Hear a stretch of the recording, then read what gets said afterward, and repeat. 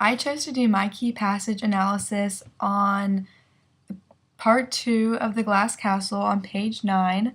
So if y'all want to go ahead and turn to that. Just real fast, the location, it is at part 2, which is called the desert. And a little bit of context, Jeanette is making herself a hot dog. She's 3 years old and she gets burned. And I'm basically going to focus on like the fire aspect of it and like what it all means. So on page 9 it says, about in the middle of the page, it goes, "I felt a blaze of heat on my right side. I turned to see where it was coming from and realized my dress was on fire. Frozen with fear, I watched the yellow-white flames with a ragged brown line up the pink fabric of my skirt and climbed to my stomach.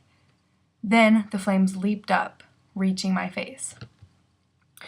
I chose this passage because I realized the repetitive nature fire has throughout the entire novel, and I really wanted to focus on that, as well as Jeanette's characterization and how strong it is, especially since it's the first part, and since Jeanette's the main character, and I think she's so interesting, I thought it would just be fitting to focus on her. And, I mean, throughout this entire thing, she uses a lot of pathos, which is a lot of emotion, and I think that's what really got me, is especially because it's a 3-year-old making hot dogs and she gets burnt. I mean, I think that is because I have a little sister, and the passage just drew to me. And a couple things, so like in this passage, Jeanette is the speaker, so that does give her credibility, so she starts out part 2 with a whole bunch of ethos, and so she's doing an analytic passage on her childhood. The occasion is she's just at her house in her kitchen and she's by herself and like her family's not really around. The audience is obviously to the readers because she's writing this as an account of herself, and since she knows it's a memoir obviously, then she is writing it to the audience as a whole, and I mean essentially to inform us. The purpose, I honestly think the purpose is to relay characterization and kind of get the reader warmed up to understand who she is and what she's doing. And I think she wants everyone to know that she was a very strong, independent, self-reliant child that dealt with hard times, and this is just essentially how she showed it. The language and syntax of this really helps us gain characterization for Jeanette. The language, it basically represents her age because, I mean, as a child, the way she's speaking, that obviously represents her age, but the syntax represents more so like her knowledge. And I think the contrast between the language and syntax show the contrast most readers draw towards Jeanette as a whole, like as a character, because most people don't think that like a 3-year-old first off would be making hot dogs, or that she would be that smart, because you can see throughout the novel that she is quite intelligent.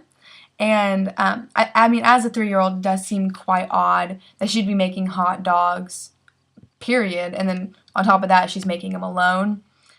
The two major topics throughout the entirety of the novel that I want to focus on are self-reliance and child neglection. I mean, on a surface level, the reader could see that Jeanette is very self-reliant starting at a young age, but this ultimately draws into who she is as a person. Not only does she do things on her own, but it's because her parents aren't around to help. I mean, you see that throughout my passage and throughout other parts of the novel. And not only does she do them alone, she ends up getting burnt for it, like literally.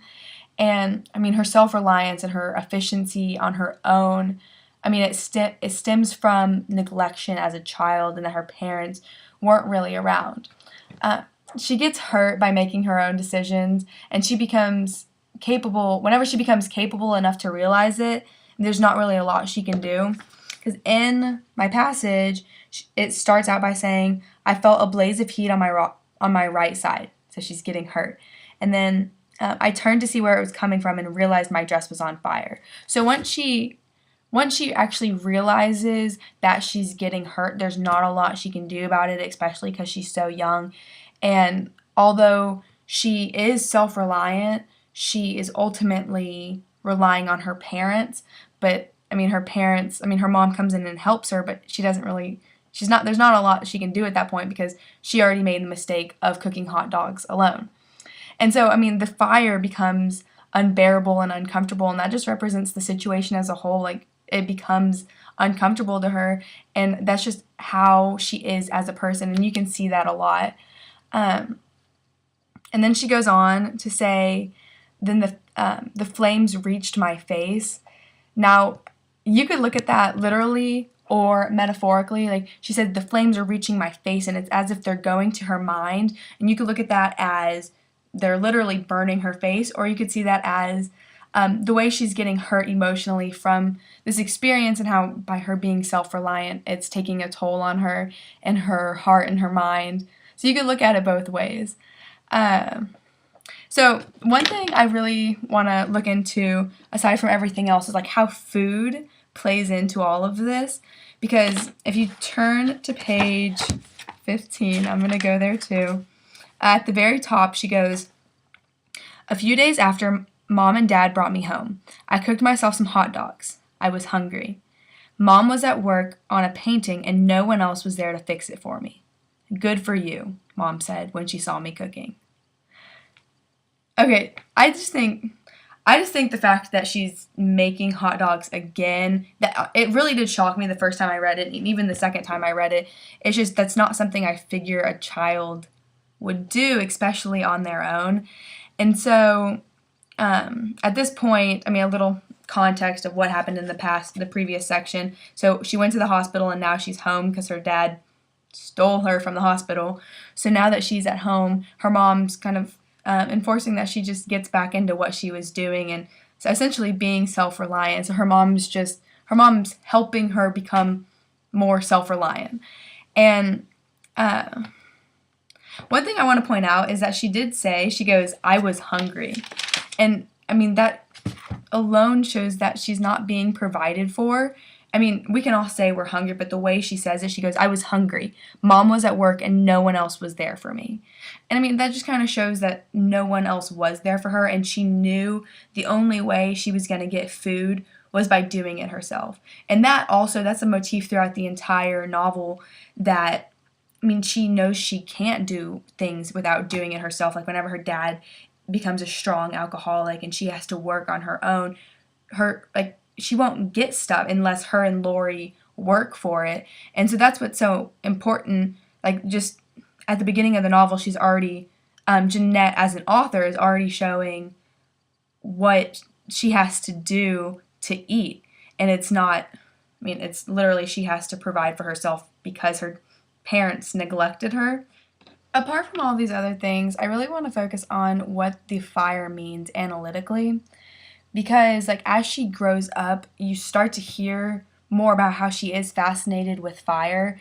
And so it got me thinking, like, what does this fire actually mean? And I came to the conclusion that the fire represents her relationship with her family, because although fire can be something that gives you light and keeps you warm at times, so it is beneficial, ultimately, when you get too close to fire, it's going to burn you.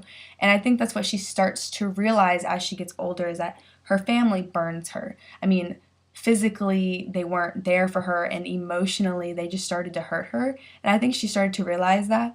And so whenever you get to the part where her and Lori leave Welch and they're in New York City, you stop hearing about fire.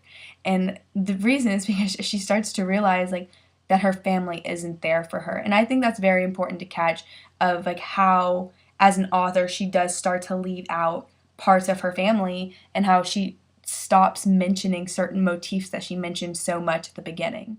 Ultimately, I do think that everything in this passage on page 9 and on page 15 analytically foreshadow her and her mother's behavior. I mean, it analytically foreshadows Jeanette's behavior in a way of her self-sufficiency, and it foreshadows her mom's behavior in a way that, like, she's not there, and how her painting, I mean, it says it on page 15 that her painting, she's too engulfed in it to make her daughter food. And I think that just shows her behavior, and it helps the reader gain characterization for both characters, and it's so important that we see that. So essentially the conclusion I want to draw is for everyone to see how Jeanette is self-reliant, and that this is where it stems from, starting at the beginning of part 2 when she's 3 years old and she's cooking hot dogs on her own, is kind of where people start to see that she is self-reliant. So I think that is the significance of it towards the entire passage.